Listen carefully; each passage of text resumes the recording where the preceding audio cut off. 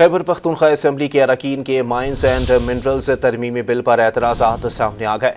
Bill में मादनियात से मुताल्लिक वफाकी रहनुमाई की पाबंदी करने से सूबाई खुद मुख्तारी और माली इख्तियारात महदूद होने का खदशा है।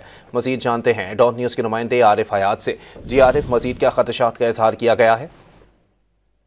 जी बिल्कुल, ये जो खैबर पख्तूनख्वा मादनियात बिल हैं, तो इसमें जितनी भी अरकान असम्बली हैं तो उन्होंने मजमूई तौर पर 6 शक़ों पर सवालात उठाए हुए हैं, जिसमें बताया गया कि मादनियात बिल में जो स्ट्रेटेजिक मिनरल हैं और रेयर अर्थ की जो वजाहत है वो इसमें नहीं की गई है कि स्ट्रेटेजिक मिनरल में कौन से मादनियात को शामिल किया जाएगा। इस तरह मादनियात के बिल के शिक 116 के तहत हुक्काम के फैसलों को चैलेंज नहीं किया जा सकता। इस पर भी अरकान का एतराज़ है। साथ में बिल में जो मादनियात से मुतल्लिक़ ज़ेर समाअत मुक़दमात हैं तो उसको भी नई कानून के तहत लाने की तजवीज़ पर भी अरकान असम्बली राजी नहीं है। इस तरह बिल के शिक नंबर 2 के तहत पुराने मुआहदों को हुकूमती शराकतदारी से मजबूत करने की तजवीज़ पर भी अरकान असम्बली ने एतराज़ात उठाए हुए हैं। इस तरह ये बताया जा रहा है कि बिल में मादनियात से मुतल्लिक़ वफाकी रहनुमाई की पाबंदी करने से सूबाई खुद मुख्तारी और माली इख्तियारात के महदूद होने के खदशात हैं। इसलिए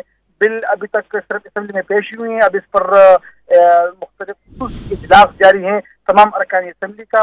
इसके लिए पीर का दिन दिया गया हुआ है। अगले पीर को अरकान असम्बली की तजवीज़ पेश करेंगे और उसके बाद फिर बिल की मंजूरी या नामंजूरी का फैसला किया जाएगा। जी ठीक है, बहुत शुक्रिया आरिफ।